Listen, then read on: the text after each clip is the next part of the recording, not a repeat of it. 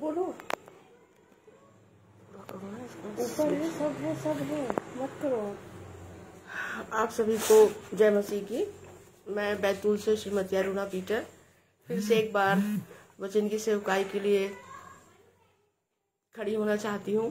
परमेश्वर पिता को लाख लाख धन्यवाद कि एक बार फिर से परमेश्वर पिता ने ये मुझ पर अनुग्रह किया कि मैं आप सबके बीच में, आप सबके साथ और आप सब में अपन आज कुछ वचनों के द्वारा सीखेंगे, समझेंगे, जानेंगे।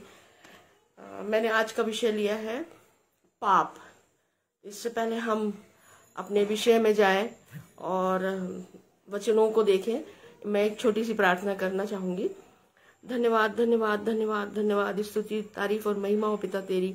हे सेनाओं के यहोवा, महाप्रतापी राजा, धन्यवाद पिता कि तूने हम सबको भोर के प्रकाश से लेकर सांझ तक भला चंगा रखा है, स्वस्थ रखा है। हम तुझ में आनंदित है पिता। धन्यवाद पिता परमेश्वर। ये आत्मिक रोटी पिता तेरे वचनों की हम सब तोड़ना चाहते हैं। दया करना पिता कि जो वचन प्रभु जी तेरे द्वारा दिए गए हैं पिता, उन वचनों को पिता परमेश्वर पवित्र आत्मा की सहायता से पिता मैं बोलने पाऊं और पिता परमेश्वर ये वचन पिता 100 गुना फल लाने वाले हो सके। हर एक की आत्मा प्रभु जी इन वचनों के द्वारा तोड़ी जाए। हाँ पिता परमेश्वर, विनती और प्रार्थना है पिता परमेश्वर, और हर आत्मा इन वचनों के द्वारा पिता परमेश्वर आत्मिक रूप से इस रोटी को प्रभु जी, वचन रूपी रोटी को प्रभु जी ले करके प्रभु जी उन सबकी आत्माएं, मेरी भी आत्मा प्रभु जी भरपूरी से सामर्थ्य पाए। धन्यवाद पिता परमेश्वर, हर एक आशीष के लिए धन्यवाद। हे पवित्र आत्मा पिता, मेरे मुख को, मेरे बुद्धि को, मेरे मन को पिता परमेश्वर दया करके पिता अपने कंट्रोल में ले पवित्र आत्मा, और जैसे तू चाहता है प्रभु जी मैं बोलने पाऊं पिता परमेश्वर। हाँ पिता परमेश्वर, धन्यवाद धन्यवाद धन्यवाद धन्यवाद, हर एक बात के लिए तेरा धन्यवाद। तेरी स्तुति हो, तारीफ और महिमा हो, तेरी जय जयकार हो पिता।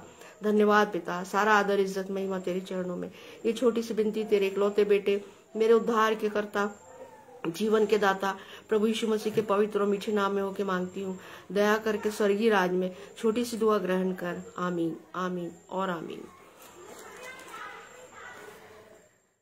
मैंने जैसा आपको बताया अभी, सर्वप्रथम तो मैं परमेश्वर पिता को धन्यवाद देना चाहती हूँ उसकी अद्भुत योजना के लिए और उसकी सहायता के लिए और उसकी दया के लिए, उसकी करुणा के लिए, जो नित्य प्रतिदिन हमारे संग साथ रहती है और हमें आत्मिक रूप से मजबूत करती जा रही है। धन्यवाद धन्यवाद पिता।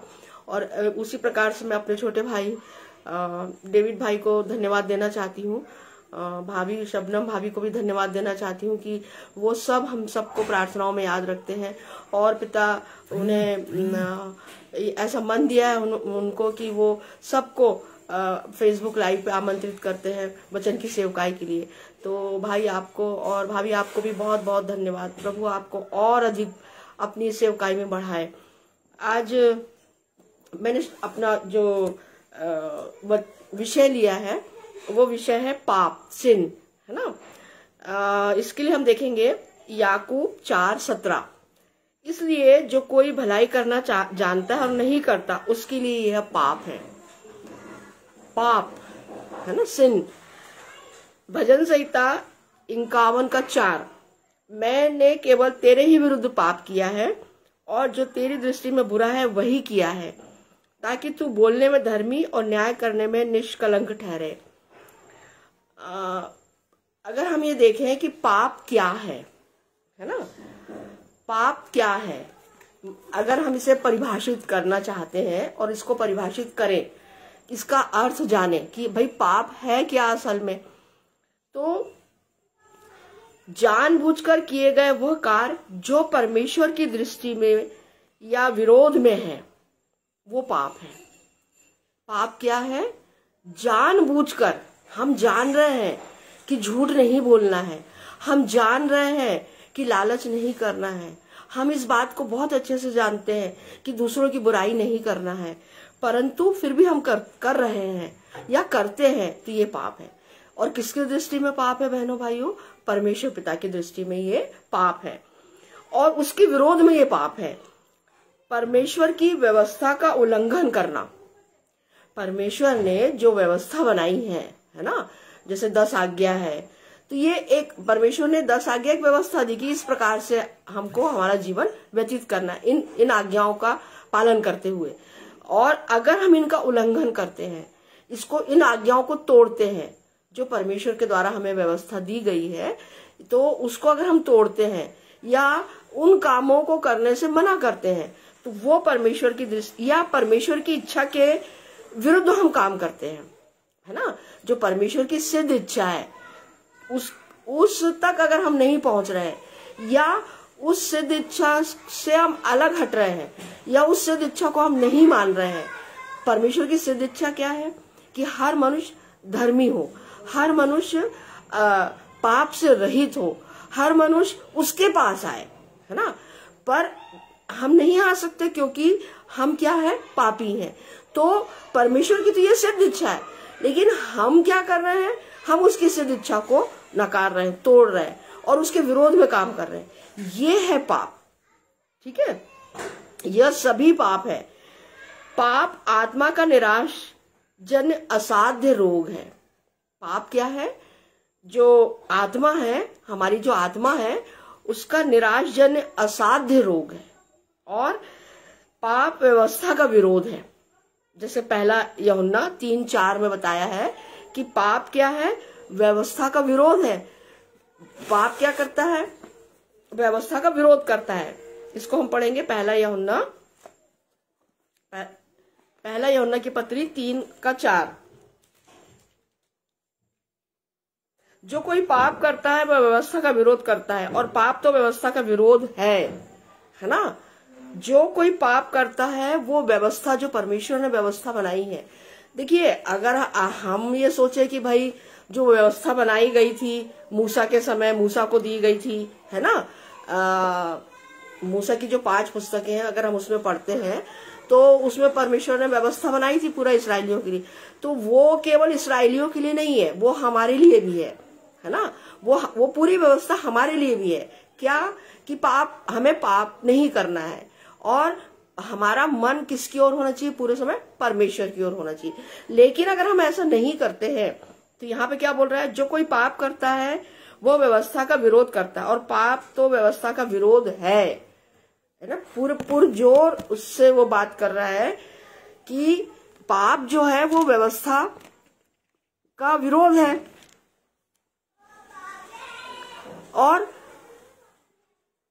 और अगर पाप का उद्भव या उद्गम किसके द्वारा हुआ, शैतान या लूसीफर के द्वारा, हम सब जानते हैं। यशायाह 14:12 से 14 तक लूसीफर, आप अपन को सबको पता है कि हे भोर के तारे, तू 14:12 है ना। यहाँ परमेश्वर यशायाह भविष्यवक्ता लिख रहा है, और पवित्र आत्मा की सामर्थ्य से क्या लिख रहा है, हे भोर के चमकने वाले तारे, तू कैसे आकाश से गिर पड़ा। मैं भी आपको बता रही हूं कि पाप का जो उद्गम है या उद्भव है वो किसके द्वारा आया इस पृथ्वी पर, शैतान के द्वारा या लूसीफर के द्वारा, है ना, या इब्लीस के द्वारा। और वो कैसे आया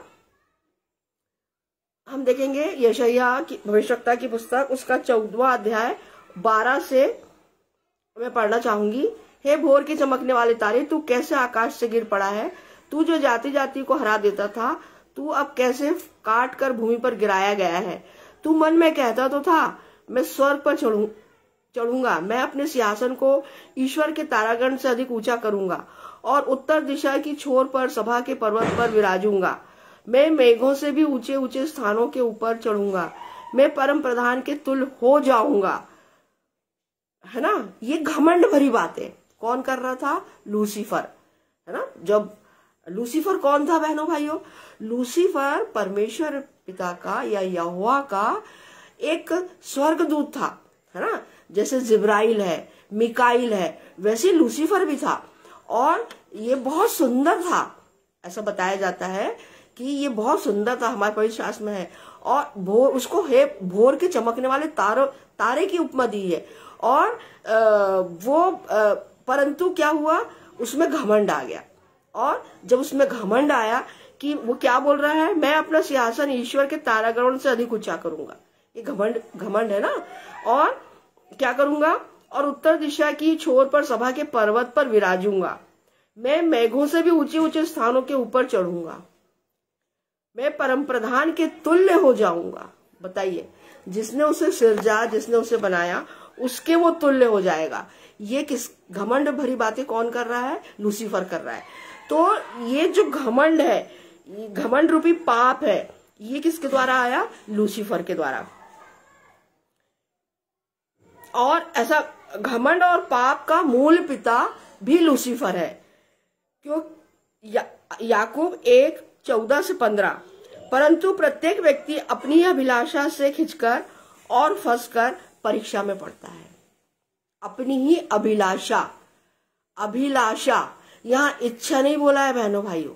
इच्छा, मुझे पानी पीने की इच्छा है और अगर मुझे आधे घंटे बाद पानी मिलेगा तो चलेगा, लेकिन अभिलाषा, जैसे मैंने आपको पिछली बार बताया था, अभिलाषा मतलब तीव्र इच्छा। तो यहाँ पर क्या है? मन, प्रत्येक व्यक्ति अपनी अभिलाषा, तीव्र इच्छा में फंसकर, है ना, सांसारिक जितनी भी अभिलाषा है, तीव्र इच्छा है, इसको हम पढ़ेंगे याकूब 1 का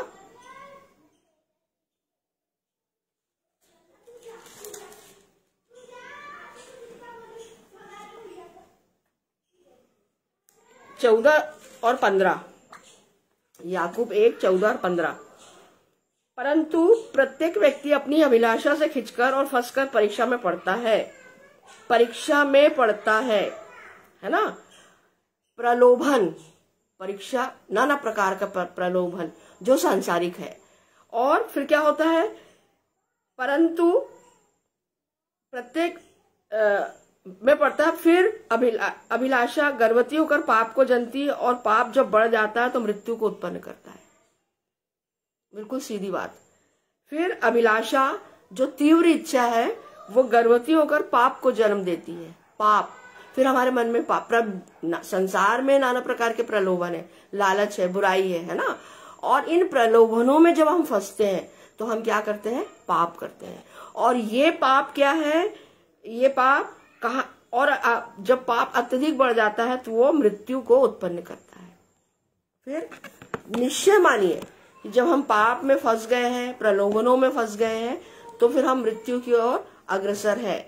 मैं भी आपको बताऊंगी आत्मिक और शारीरिक मृत्यु। हम सभी जानते हैं कि पवित्र शास्त्र हमें समझाता और बताता है कि प्रथम मनुष्य अर्थात आदम ने सर्वप्रथम पाप किया। हम जब उत्पत्ति में पढ़ते हैं पवित्र शास्त्र में, तो हम ये जानते हैं कि आदम और हवा ने सबसे पहला पाप अदन की वाटिका में आज्ञा उल्लंघन का किया था, है ना। और उसकी उन्होंने कोई क्षमा नहीं मांगी। उन्होंने पाप, आज्ञा जो परमेश्वर ने उन्हें आज्ञा दी थी कि इस पेड़ के फल को तुम नहीं खाना, परंतु उन्होंने उस पेड़ के फल को शैतान के बहकावे में या सांप के बहकावे में आकर के खाया और परमेश्वर की उस आज्ञा का उल्लंघन किया। तो ये सबसे पहला पाप आदम के द्वारा आया। इसमें देखेंगे हम अर्थात पाप पृथ्वी पर आदम के द्वारा आया। रोमियो 5:12, जैसा एक मनुष्य के द्वारा पाप जगत में आया और पाप के द्वारा मृत्यु आई, मनुष्य के पतन या पाप में गिरना आदि काल से होता आया है ना। हम जैसे रोमियो में पढ़ते हैं 5:12 में, जैसा एक मनुष्य के द्वारा पाप जगत में आया और पाप के द्वारा मृत्यु आई, है ना। तो पाप के द्वारा क्या आई? उत्पत्ति में मृत्यु आई। पाप भी आया उत्पत्ति में आदम के द्वारा और आदम के द्वारा ही मृत्यु भी आई। और ये जो पाप है बहनों भाइयों, ये आजकल का नहीं, अनादिकाल से है, अनादिकाल से होता आ रहा है। और अब हम देखते हैं कि पाप की अभिव्यक्ति, है ना, जैसे पाप क्या अभिव्यक्ति है पाप की, तो हम इसमें देखते हैं भजन संहिता, पाप की अभिव्यक्ति या स्वीकृति, भजन संहिता 51,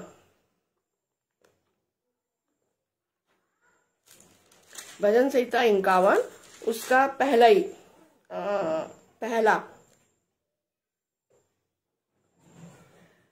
हे परमेश्वर, अपनी करुणा के अनुसार मुझ पर अनुग्रह कर, अपनी बड़ी दया के अनुसार मेरे अपराधों को मिटा दे। यहाँ पे दाऊद राजा इस बात को स्वीकार कर रहा है कि मेरे जितने भी अपराध मैंने किए हैं उन सबको अपनी दया से, अपनी करुणा से मिटा दे। तो वो अभिव्यक्ति है ये पाप की, है ना। वो स्वीकार कर रहा है कि मैंने ये पाप किया है और इसको तू दया कर और करुणा कर और उसको मिटा दे, हटा दे। फिर एक कार्य जो स्वाभाविक रूप से अनुचित या वर्जित है वो है दुष्टता, और दूसरा है आज्ञा को तोड़ना, है ना। जैसे आदम और हवा ने आज्ञाओं को तोड़ा था, परमेश्वर की आज्ञा को तोड़ा था। तो ये क्या है, वो जान रहे थे, वो समझ रहे थे, उनको आज्ञा दी गई थी कि इस पेड़ के फल को नहीं खाना, है ना। एक सीमा परमेश्वर ने बांधा था कि तुमको ये काम करना है और ये काम नहीं करना है। तो जो काम नहीं करना है उन्होंने उस काम को किया, आज्ञा को तोड़ा। तो इस प्रकार से ये अनुचित या वर्जित कार्य है जो उस आदम और हवा के द्वारा हुआ। फिर गलती या सच्चाई से पलायन, हम भजन संहिता 51 उसका 9, अपना मुख मेरे पापों की ओर से फेर ले और मेरे सारे अधर्म के कामों को मिटा डाल, है ना। ये दाऊद राजा क्या बोल रहा है कि अपना मुख मेरे पापों से फेर ले और मेरे सारे अधर्म के कामों को मिटा डाल। मैंने बहुत सारे अधर्म के काम किए, बहुत सारे पाप है मेरे, लेकिन तू उसको सबको मेरे मतलब अपने सामने से मिटा दे। तो लक्ष्य से ये है गलती सच्चाई से पलायन। और जब हम ये देखते हैं कि लक्ष्य से चूक जाना, ईश्वरीय स्तर के अनुसार चलने में असफल रहना, ईश्वरी परमेश्वर हमसे क्या चाह रहा है उस बात को हमको समझना है। परमेश्वर ने जो आज्ञा हमें दी है पवित्र शास्त्र के आधार पे, उनको मानना। और अगर हम उनको नहीं मानते हैं तो ये क्या है, हम लक्ष्य से चूक जाते हैं, है ना। ईश्वरीय स्तर के अनुसार चलने में असफल रहना, पहला यूहन्ना 5:17 और दूसरा है रोमियो 3:23। इसलिए कि सबने पाप किया है और परमेश्वर की महिमा से रहित है। हमें पवित्र शास्त्र क्या बता रहा है, समझा रहा है कि हर मनुष्य ने पाप किया है, कोई भी पाप से रहित नहीं है, बचा हुआ नहीं है या पाप से अलग नहीं है। मनुष्य ने पाप किया है और पाप उसके स्वभाव में है ना। पाप उसके खून में है, पाप उसके स्वभाव में है।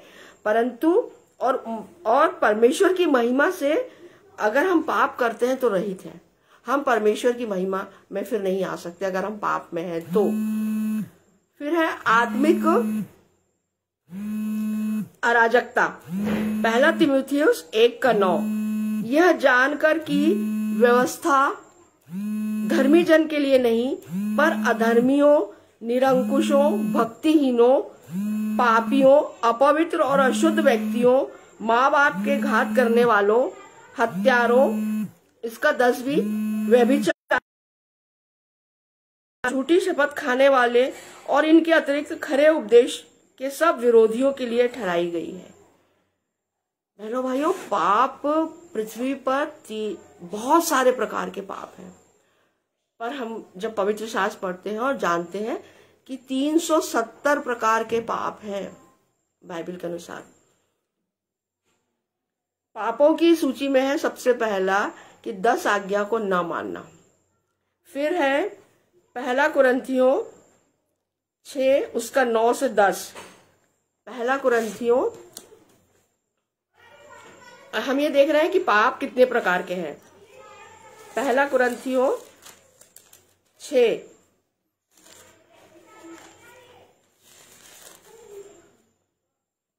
उसका 9 और 10। मैं आपको यहां बताना चाह रही हूं कि पाप कितने प्रकार के हैं। क्या तुम नहीं जानते कि अन्यायी लोग परमेश्वर के राज के वारिस ना होंगे।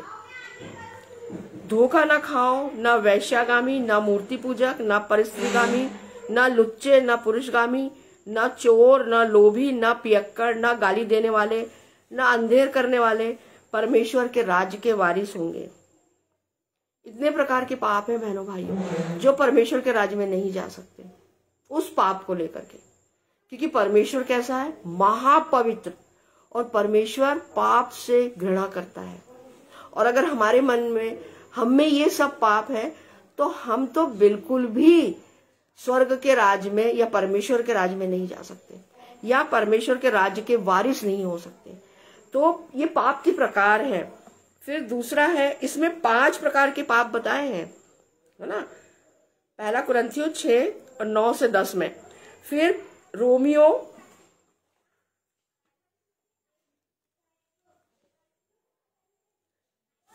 पहला रोमियो 1 उसका 29 और 29-31 तक, रोमियो 1 29 से 31 तक।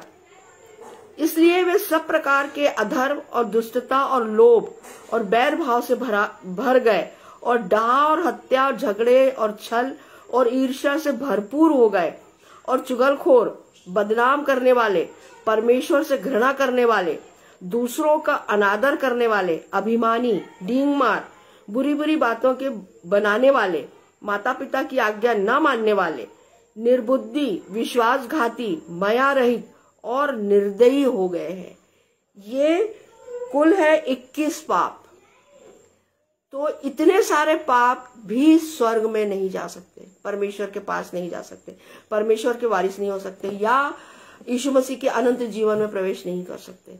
ये पाप, इतने सारे पाप, अगर एक भी पाप अगर मुझ में है तो मैं परमेश्वर के पास नहीं जा सकती, परमेश्वर के राज्य में नहीं जा सकती।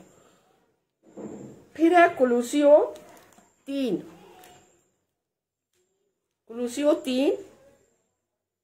5 से 8।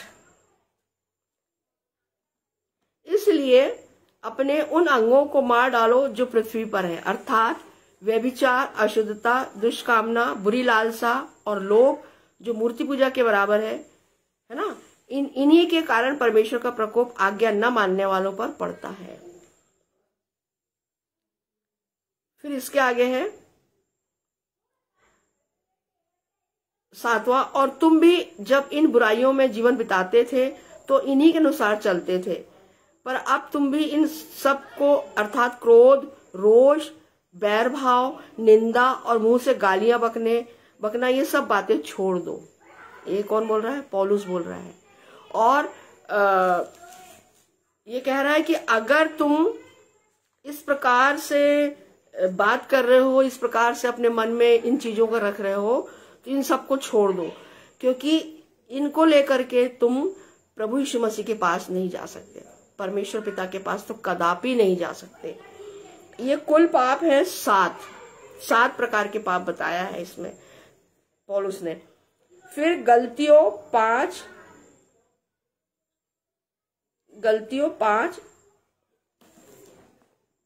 गलाती की पुस्तक, उसका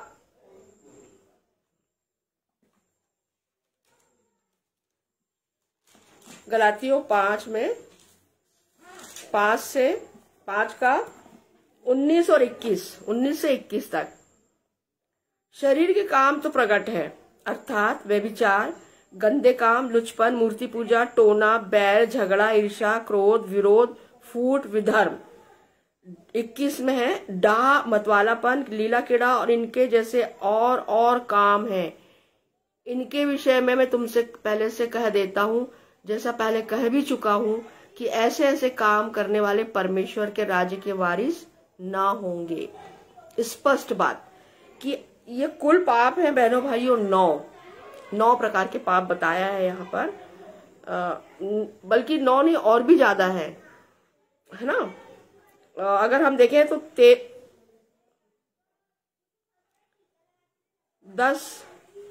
13 प्रकार के, 13 और लीला कीड़ा 12, 13 और 14 15 और भी और काम है ना। इतने सारे पाप हैं। और ये जो पाप है बहनों भाइयों, जो मैंने अभी आपको बताया कि इनके अगर हमारे मन में एक भी पाप है इनमें से, इतने सारे पापों में से, तो हम परमेश्वर के राज्य के वारिस नहीं हो सकते, हम परमेश्वर के राज्य में नहीं जा सकते, है ना। और परमेश्वर क्या चाह रहा है? परमेश्वर चाह रहा है कि हम सब, एक भी आत्मा नरक में न जाए, और वो सब पूरी आत्माएं, संसार के जितनी भी मनुष्य हैं, वो सब उसके राज्य में आए।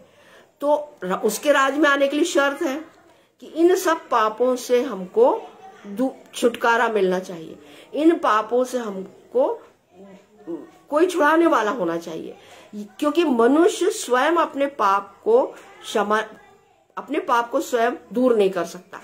अपने पापों की क्षमा वो स्वयं नहीं, मतलब उसमें इतनी काबिलियत नहीं है कि वो अपने पापों को खुद ही क्षमा कर दे या अपने अधर्म को खुद ही मिटा डाले, उसमें इतनी काबिलियत नहीं है। परंतु किसी में काबिलियत है, और वो काबिलियत है सिर्फ और सिर्फ प्रभु यीशु मसीह में। और जब हम प्रभु यीशु मसीह के पास आते हैं, है ना, तो फिर क्या है, अपने पाप को हम मानते हैं, है ना। और अभी जितने भी मैंने पाप बताए, जो बाइबल वचन में हमको पढ़ने को मिलता है और सुनने को मिलता है, देखने को मिलता है, समझने को मिलता है, और हमें ये आगाह किया जाता है, चेतावनी दी जाती है, समझाया जाता है कि इन सब पापों से हमको दूर रहना है, बच के रहना है। अब आप ये बोलेंगे कि अरे हम तो संसार में रहते हैं। बिल्कुल सही, हम संसार में, तो क्या यीशु मसीह संसार में नहीं था? वो कहाँ था? वो भी तो इसी संसार में था ना, मनुष्य का पुत्र, वो भी कहाँ था? इसी संसार में। और उसके जमाने में क्या पाप नहीं थे? उसके जमाने में भी पाप थे, और परंतु उसने, और जितनों ने उसकी ओर देखा, है ना, जितनों ने उसे स्वीकार किया, वो आत्मिक रूप से, शारीरिक रूप से उन्होंने चंगाई प्राप्त की। ये हम पवित्र शास्त्र में पढ़ते हैं। जो लंगड़े थे वो चलने लग गए, दुष्ट आत्माएं थी उनमें, जितने लोगों में, वो सब हट गई, निकल गई, और कोढ़ी चंगे हो गए। और जो एक स्त्री थी, जो व्यभिचार पापिन स्त्री थी, वो उस यीशु मसीह ने उसके पाप क्षमा किए और कहा कि अब से ये पाप मत करना। तो क्या है बहनों भाइयों कि ये जो पाप है, ये इसके जो परिणाम है वो बहुत भयंकर है। रोमियो 6:23 क्या परिणाम है? पाप अगर हम में है, और अगर हम यीशु मसीह को पाप रहते हुए मतलब हम जान रहे हैं कि हम ये पाप, हम तो पापी है, मनुष्य तो पापी है स्वभाव से, फिर भी अगर हम यीशु मसीह को नहीं ग्रहण कर रहे हैं, तो इस पाप का परिणाम क्या है? रोमियो 6:23, क्योंकि पाप की मजदूरी तो मृत्यु है। पाप की मजदूरी क्या है? मृत्यु। और दोनों मृत्यु, कौन कौन सी? आत्मिक भी और शारीरिक भी, है ना। अगर हम पाप को लेकर के चल रहे हैं और हमने यीशु मसीह के सामने अपने पापों को स्वीकार नहीं किया, अंगीकार नहीं किया, तो उसका दुष्परिणाम हमको किसके द्वारा मिलेगा? दोनों मृत्यु के द्वारा, आत्मिक भी और शारीरिक भी। देखिए, आदम ने जब पाप किया तो उसने क्षमा नहीं मांगी, उसने पश्चाताप नहीं किया बहनों भाइयों, अपने उस पाप का, आज्ञा न तोड़ने का, है ना, उस आज्ञा न तोड़ने का जो पाप उसने किया था, उसकी क्षमा उसने नहीं मांगी। और दूसरा ये कि उसने क्षमा भी नहीं मांगी और पश्चाताप भी नहीं किया। तो क्या आई? संसार में मृत्यु आई, है ना। तो पाप की मजदूरी क्या है? मृत्यु है। और दूसरा, अपने पापों के कारण मनुष्य परमेश्वर के न्याय के अधीन हो गया। जब हम पाप करते हैं, जब हम पाप करेंगे या करते हैं, करेंगे क्या, करते हैं हम तो पाप, तो हम परमेश्वर के न्याय के अधीन हो जाते हैं, है ना। उसका अपने लोगों के साथ, अपने स्वयं के साथ तथा परमेश्वर के साथ उसके संबंध बिगड़ जाते हैं। जब हम पाप में रहते हैं, पाप भरा जीवन हम व्यतीत करते हैं, तो हम लोगों के साथ हमारे संबंध बिगड़ते हैं, हमारे स्वयं के साथ हमारे अपने संबंध बिगड़ते हैं, और सबसे मुख्य बात कि परमेश्वर पिता के साथ हमारा कोई संबंध नहीं रहता, उसके साथ भी हमारा संबंध बिगड़ जाता है। मनुष्य के लिए पाप की दशा में मृत्यु, शारीरिक एवं आत्मिक मृत्यु दोनों सम्मिलित है। इसका सीधा अर्थ है परमेश्वर से अलगाव, अर्थात पाप के कारण आत्मिक जीवन के दाता परमेश्वर से अलगाव। जब हम पाप में पड़े हैं, है ना, तो घोर निराशा में है, दुख परेशानियों में है ना, और सबसे मेन परमेश्वर पिता, जो हमारा आत्मिक पिता है, उससे हम दूर हैं। देखिए, अदन की वाटिका में क्या हुआ था? अदन की वाटिका में जैसे ही आदम और हवा ने पाप किया तो जो आत्मिक कवच उनके ऊपर था, है ना, वो दूर हो गया, वो हट गया। और तब उनको समझ में आया कि अरे वो तो नंगे हैं, अरे हम तो नंगे हैं, ठीक है ना। तो आत्मिक जो कवच है हमारा, वो कौन है? हमारा परमेश्वर पिता। और वो हमारे साथ कब रहेगा? जब हम पाप रहित रहेंगे, पाप से विमुख रहेंगे, पाप से दूर रहेंगे, तब ये आत्मिक कवच हमारे पास में रहेगा।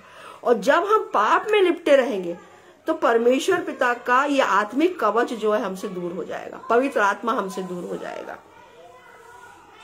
यूहन्ना 3:3-7, यूहन्ना की पत्री उसका 3 अध्याय और 3-7।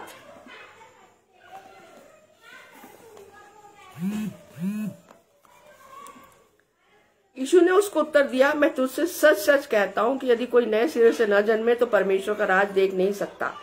निकोदेमुस ने उससे कहा, मनुष्य जब बूढ़ा हो गया तो कैसे जन्म ले सकता है? क्या वो अपनी माता के गर्भ में दूसरी बार प्रवेश करके जन्म ले सकता है? यीशु ने उत्तर दिया, मैं तुझसे सच सच कहता हूं, जब तक कोई मनुष्य जल और आत्मा से न जन्मे तो वह परमेश्वर के राज में प्रवेश नहीं कर सकता। क्योंकि जो शरीर से जन्मा है वो शरीर है, और जो आत्मा से जन्मा है वह आत्मा है। कितनी सुंदर और कितनी अच्छी बात है यहाँ पर कि हमें नया जन्म लेना क्यों जरूरी है?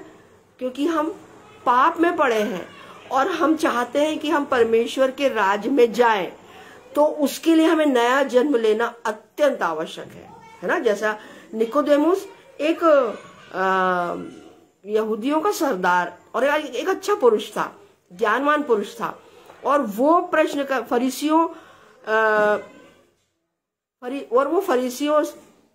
फरीसी सदूकी जो थे वो उस प्रकार से ये भी था, है ना।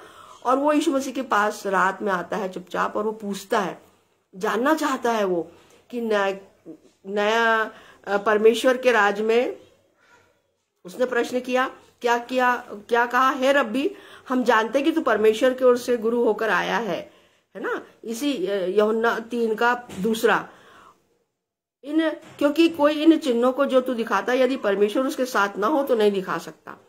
और परंतु यीशु मसीह ने उससे क्या बोला कि जो कोई परमेश्वर के राज नए सिरे से न जन्मे तो वो परमेश्वर का राज नहीं देख सकता। तो अब निकोदेमुस प्रश्न कर रहा है कि मैं नए जन्म कैसे लूं? तो प्रभु यीशु मसीह उसको समझा रहे हैं कि जल और आत्मा से न जन्मे, जल बपतिस्मा है ना, और पवित्र आत्मा, तो पवित्र आत्मा को प्राप्त करने के लिए और बपतिस्मा हमको लेना, तो बपतिस्मा पिता पुत्र और पवित्र आत्मा के नाम से लेना है, और अपने सारे पापों को फिर क्या करना, पापों से अलग होना है, और तब और फिर दोबारा पाप नहीं करना है। फिर जितने भी प्रकार के मैंने अभी पाप पवित्र शास्त्र में जो पाप हमें बताए गए हैं उनमें से एक भी हमें नहीं करना है, और तब हम परमेश्वर के राज में प्रवेश कर पाएंगे। अन्यथा की स्थिति में बिल्कुल नहीं। अगर हम पाप में हैं तो हम परमेश्वर के राज में प्रवेश नहीं कर सकते, क्योंकि जो शरीर से जन्मा है वो शरीर है, और जो आत्मा से जन्मा है वो आत्मा है ना। तो हमें आत्मा से जन्म लेना है। तो जब आत्मा से जन्म लेना है, आत्मा में जन्म लेना है, तो किसके द्वारा होगा? सिर्फ और सिर्फ प्रभु यीशु मसीह के द्वारा, है ना। और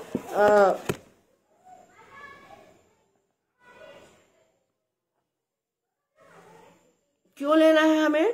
क्योंकि यशायाह 59:2, परंतु तुम्हारे अधर्म के कामों ने तुमको तुम्हारे परमेश्वर से अलग कर दिया, और तुम्हारे पापों के कारण उसका मुंह तुमसे ऐसा छिपा है कि वो नहीं सुनता। अगर बहनों भाइयों हम अपने पाप का अंगीकार नहीं करते हैं, पापों से तौबा नहीं करते हैं, फिर यीशु मसीह को अपना उद्धारकर्ता स्वीकार नहीं करते, यहाँ यशायाह भविष्यवक्ता भी इस्राएलियों को यही चेतावनी दे रहा है, बता रहा है कि परमेश्वर तुम्हारी गुहार, तुम्हारी पुकार क्यों नहीं सुन रहा है ना। क्यों? क्योंकि तुमने अधर्म का काम तुम कर रहे हो, और तुम्हारे अधर्म के काम परमेश्वर के सामने है। इसलिए और तुम्हारे पाप परमेश्वर के सामने हैं, इसीलिए उसने तुमसे मुंह फेर लिया है और उस तुम्हारी जो गिड़गिड़ाहट है, प्रार्थना है, वो नहीं सुन रहा है। तो हमारी गिड़गिड़ाहट, हमारी प्रार्थना बहुत जरूरी है कि परमेश्वर सुने, परंतु परमेश्वर कब सुनेगा? जब हम पाप से अलग होंगे, है ना। और अब ठीक है, मैं पापी हूं, तो मैं बीमार हूं पाप में, मैं अस्वस्थ हूं पाप में, तो फिर अब मेरा इलाज क्या है? भाई अपन जब डॉक्टर के पास जाते हैं तो डॉक्टर हम अपने को इलाज बताता है ना अपनी बीमारी का। भाई आपको बुखार है तो पैरासीटामोल ले लो, है ना, या महासुदर्शन काढ़ा पी लो, या हमको जो भी हमारी बीमारी है उसका वो इलाज करता है। तो यहाँ पे पाप का इलाज क्या है? तो सबसे पहले है यीशु मसीह प्रायश्चित के अपने कार्य और पुनरुत्थान में पाप का एकमात्र इलाज है। अगर हम प्रभु यीशु मसीह के पास सच्चे मन से, है ना, प्रायश्चित करते हैं, उसके सामने मान लेते हैं अपने पापों को, अपने मुख से अंगीकार करना है बहनों भाइयों कि मैंने चोरी की, मैंने झूठ बोला, मैंने दूसरों को दुख दिया, और मैंने व्यभिचार किया, मैंने झगड़ा किया, मैंने गाली दी। ये अंगीकार करना है मुंह से प्रभु यीशु मसीह के सामने अपने सारे पाप, है ना। और तब वो क्या करेगा? इलाज अपन ढूंढ रहे हैं ना, इलाज अपने को पता होना चाहिए भाई कि अब इलाज क्या है हमारी बीमारी का, हमारे पापों से हमको छुटकारा कौन देगा? तो हमको प्रभु यीशु मसीह के पास आना है। एक वही है जो हमें हमारे पापों से हमको छुटकारा दे सकता है ना, पापों से हमको क्षमा कर सकता है। हमारे पापों को क्षमा करने में वो विश्वास योग्य और धर्मी है, तो हमें उसके पास जाना है। इलाज इस संसार में, पापों का इलाज सिर्फ और सिर्फ प्रभु यीशु मसीह के पास है। यूहन्ना 1:29 में दूसरे दिन उसने यीशु को अपनी ओर आते देखकर कहा, देखो ये परमेश्वर का मेमना है जो जगत के पाप उठा ले जाता है। कौन बोल रहा है ये? यूहन्ना बपतिस्मा देने वाला। क्या गवाही दे रहा है कि ये परमेश्वर का मेमना है ना। कौन? यीशु मसीह परमेश्वर का मेमना है जिसने संसार के सारे पाप अपने ऊपर उठा लिए और क्रूस की मृत्यु सही, ठीक है ना। ये वो गवाही दे रहा है यूहन्ना बपतिस्मा देने वाला। तो हमारे पाप किसने ले लिए? प्रभु यीशु मसीह ने। प्रभु यीशु मसीह हमारे पाप कब लेगा? जब हम क्या करेंगे? उसके पास पूरी सच्चाई से आएंगे, खरे मन से आएंगे, है ना। अपने मन को पाप से दूर करके, खाली करके आएंगे, तब तो यीशु मसीह हमारे मन में आएगा और हम प्रायश्चित करेंगे, अपने पापों की क्षमा मांगेंगे प्रभु यीशु मसीह के सामने, और तब वो क्या करेगा? हमारे सारे पापों को हमको छुटकारा दिलाएगा। अब यहाँ पे अय्यूब क्या बोल रहा है? 9:30 में, अय्यूब 9:30 पद, चाहे मैं हिम के जल से स्नान करूं, है ना, कोई मनुष्य स्वयं को, मैं चाहे हिम से स्नान करूं, और मैं पढ़ना चाहूंगी अय्यूब 9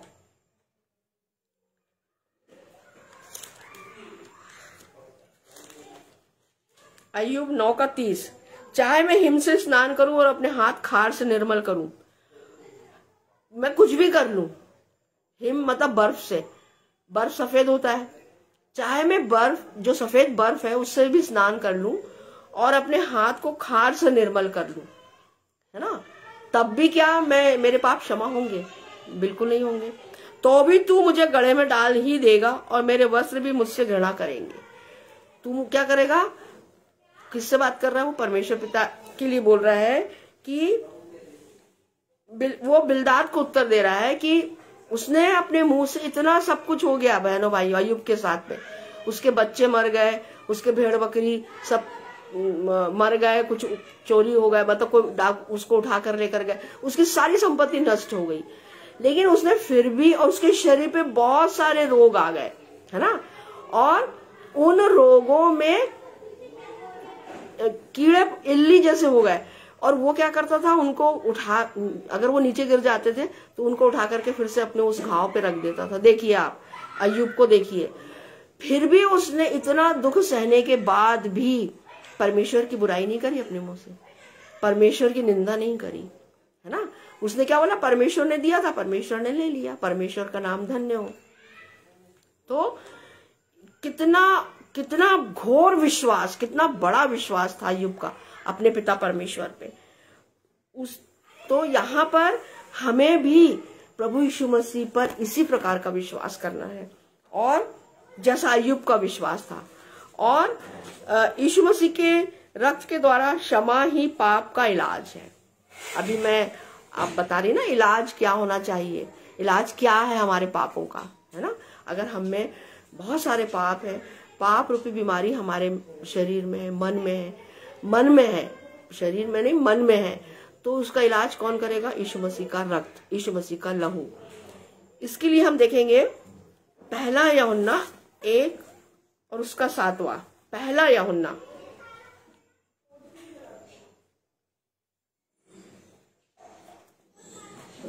और उसका 7वां।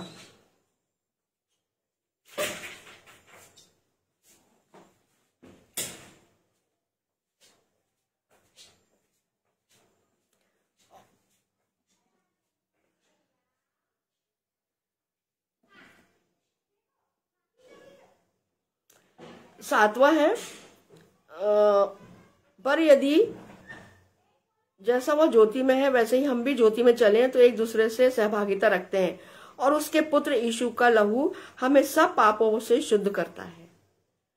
सब पापों से हमें शुद्ध करने में यीशु मसीह का लहू क्या है, हमारी बीमारी का इलाज है ना, उपचार है हमारा।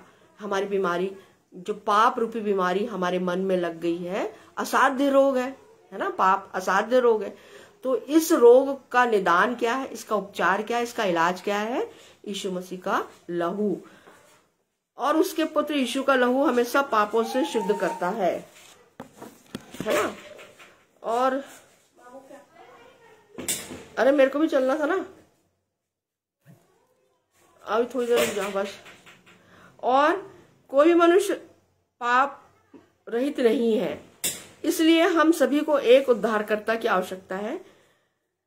रोमियो 3:23 में सब ने पाप किया है और परमेश्वर की महिमा से रहित है। जैसे मैंने अभी आपको पहले बताया था कि हमने सारे मनुष्यों ने, सृष्टि के प्रारंभ से लेके अब तक सब मनुष्यों ने पाप किया है, कोई भी पाप से रहित नहीं है और परमेश्वर की महिमा से रहित है। इसलिए बहनों भाइयों, हमें सच्चे मन से अपने पापों को प्रभु यीशु मसीह के समक्ष पूरी दीनता और नम्रता से मुंह से अंगीकार करते हुए क्षमा मांगना है, क्योंकि इलाज सिर्फ और सिर्फ प्रभु यीशु मसीह के पास है ना। क्योंकि प्रभु यीशु मसीह निष्कलंक, निष्पाप है, और वह हमारा महायाजक है, हमारी निर्बलताओं से, पापों से छुड़ाने हारा है।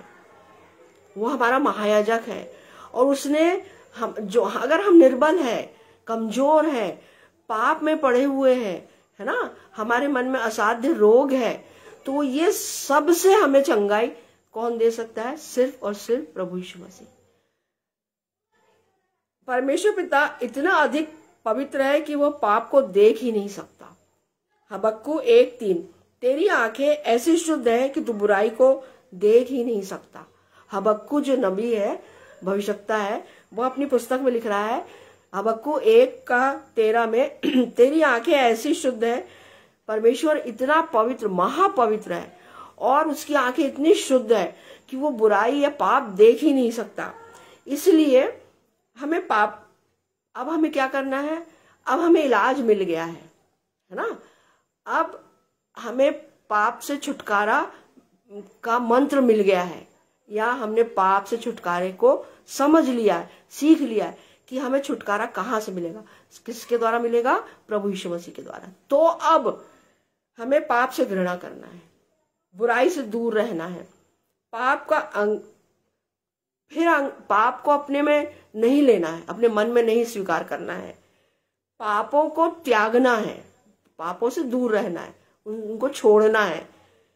यह सभी हमें प्रभु यीशु मसीह के सामने जब हम मान लेते हैं कि प्रभु यीशु मसीह हमारा उद्धार करता है, हमारा पापों से हमें छुड़ाने आ रहा है, और जब हम पापों से छूट जाते हैं बहनों भाइयों, प्रभु यीशु मसीह के सामीप्य में आ जाते हैं, पवित्र शास्त्र वचनों को जब हम पढ़ते हैं, समझते हैं, सीखते हैं और उसमें दिन प्रतिदिन बढ़ते जाते हैं, है ना, तो हम ये जानते हैं कि अब हमें फिर से संसार के में नहीं फंसना है।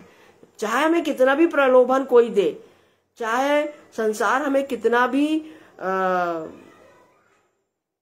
अभिलाषाएं दिखाए, हमें तीव्र इच्छा जो है हमारे मन में उपजाए, बुलाए हमें, है ना, कि भाई ये प्रलोभन दे कि ये आप ले लीजिए, ये ऐसा कर लीजिए या वैसा कर लीजिए, तो उन सब में से हमें दूर रहना है, क्योंकि एक बार ही प्रभु यीशु मसीह क्रूस पे चढ़ा है ना, और जब हमने उसे अपने मन में स्वीकार, अपना उद्धारकर्ता स्वीकार कर लिया है, तो इन सारे पापों से फिर हमको दूर रहना, अलग रहना है। और क्योंकि प्रभु यीशु मसीह हमारे पापों को क्षमा करने में धर्मी है ना, सामर्थी भी है और धर्मी भी है। हम अपने पाप को स्वयं क्षमा नहीं कर सकते, हमें प्रभु यीशु मसीह के पास आना ही पड़ेगा, आना ही है, आना ही चाहिए। तब क्या होगा, जब हम अपने पापों को स्वीकार करते हैं और प्रभु यीशु मसीह को अपना उद्धारकर्ता स्वीकार करते हैं और साथ ही अपने पापों का अंगीकार करते हैं सच्चाई से, है ना, तो यीशु मसीह ने भी कहा जल और आत्मा से जन्म लेना है। तो जब हम नए हो जाते हैं बहनों भाइयों, ठीक है ना, जब हमारे साथ पवित्र आत्मा, देखिए पवित्र आत्मा जब आता है तब सबको पता चलता है, पर जब वो जाता है तो स्वयं को भी पता नहीं चलता कि पवित्र आत्मा हमसे चला गया। तो पवित्र आत्मा कब चला जाएगा, हम उसको कब उदास करेंगे, जब हम पाप करेंगे। तो अच्छा ये है कि हम पवित्र आत्मा के साथ उसकी सामर्थ्य में, उसकी सहायता में, उससे मदद लेते हुए, पवित्र शास्त्र का अध्ययन करते हुए आगे बढ़े, अपने जीवन को जिए, है ना। तब आप देखिएगा जब हम प्रभु यीशु मसीह की छाया में आते हैं, छत्र छाया में आते हैं, पवित्र आत्मा हमारे साथ है, फिर हम पाप नहीं करते हैं। हम पाप को तुरंत पहचान लेते हैं, दूर से ही पहचान लेते हैं कि अरे ये पाप है, इसमें हमको नहीं पड़ना है ना, इससे हमको दूर रहना है। तो आज हमने सीखा कि हमें पाप क्या है, पाप का अर्थ क्या है, परिभाषा क्या है, और पाप की स्वीकृति अभिव्यक्ति क्या है, पाप के परिणाम क्या है, और पाप का इलाज क्या है, ये हमने सीखा, है ना। तो पाप का इलाज सिर्फ और सिर्फ हमारे प्रभु यीशु मसीह के पास है, और हमें सच्चाई से, पूरी आस्था, पूरे विश्वास से प्रभु यीशु मसीह में बने रहना है, उसके साथ चलना है, उसमें होके चलना है, तब हम पाप से दूर रहेंगे। आइए हम छोटी सी प्रार्थना करेंगे। धन्यवाद पिता, धन्यवाद प्यारे यीशु, धन्यवाद पवित्र आत्मा पिता, इतना सुंदर वचन देने के लिए धन्यवाद पिता। हे पवित्र आत्मा पिता, तेरा मैं बार बार लाखों बार तुझे धन्यवाद देती हूँ कि पिता तूने मुझे समझाया, चिताया, बताया कि मुझे पाप में नहीं गिरना है। हाँ पिता, क्योंकि पाप की मजदूरी मृत्यु है, परंतु हमारे प्रभु यीशु मसीह के पास इस पाप का इलाज है, क्योंकि वो धर्मी है और सामर्थी है, और उसने हमारे सब पूरे संसार के पापों को लेके उसने क्रूस की मृत्यु सही है, और अपने पवित्र लहू से हर एक आत्मा को वो धो रहा है, धोना चाहता है। तो आज हमें भी ये आवश्यकता है कि हम उसके लहू से अपनी आत्मा धो लें और हम शुद्ध हो जाएं, ताकि हम परमेश्वर के राज्य के वारिस होने पाए। धन्यवाद पिता सुंदर वचनों के लिए, धन्यवाद धन्यवाद धन्यवाद पिता। हर एक के मनों को प्रभु जी इन आत्मिक वचनों की रोटी के द्वारा तृप्त कर मेरे खुदा, तृप्त करना प्रभु जी, और हम पाप से दूर रहे पिता। ऐसी समझ बुद्धि ज्ञान तू हम में से हर एक को देना। धन्यवाद प्रभु जी तेरा, धन्यवाद इस समय के लिए, धन्यवाद। सारा आदर इज्जत महिमा तेरे चरणों में। ये छोटी सी विनती तेरे इकलौते बेटे, मेरे उद्धार के कर्ता, जीवन के दाता प्रभु यीशु मसीह के पवित्र और मीठे नाम में होके मांगती हूँ। दया करके स्वर्गीय राज में छोटी सी दुआ ग्रहण कर। आमीन आमीन और आमीन। मैं एक बार फिर से धन्यवाद देना चाहती हूँ परमेश्वर पिता को, जिसने मुझे सामर्थ्य दी, पवित्र आत्मा पिता ने, कि मैं वचन को तैयार, जो वचन मुझे दिया गया उससे मैं तैयार करके परमेश्वर पिता की और पवित्र आत्मा की सामर्थ्य से तैयार करके मैंने वचनों को बांटा है। और निश्चित रूप से हमने जाना है आज की पाप क्या है, फिर उसका इलाज क्या है। हम सिर्फ हमारा प्रभु यीशु मसीह, तो हमें प्रभु यीशु मसीह के पास ही, उसमें ही बने रहना है। ये अंत के दिन चल रहे हैं बहनों भाइयों, और हम नहीं जानते प्रभु यीशु मसीह का आगमन कब होगा, लेकिन हम सब आत्मा में प्रभु यीशु मसीह की बाट जो होने वाले हो और जो रहे हैं, और जब भी वो आएगा तो हम सब उसके साथ बादलों में उठा लिए जाए। हम सबका प्रयास, सबका अथक प्रयास यही होना चाहिए। आप सभी को बहुत बहुत धन्यवाद। पुनः भाई डेविड को धन्यवाद, भाभी को धन्यवाद, और आप सब सुनने वालों को कि आप सब और भाई इतनी शिद्दत से, मेहनत से फेसबुक लाइव के माध्यम से सबको वचनों की सेवकाई कर रहे हैं। तो प्रभु यीशु मसीह, पिता परमेश्वर और पवित्र आत्मा से मेरी यही विनती है कि भाई की सेवकाई को और वो जो काम करते हैं, जो जिस सर्विस में है, उस पर नाम बनाम आशीष दे। आप सभी को जय मसीह की। चलो।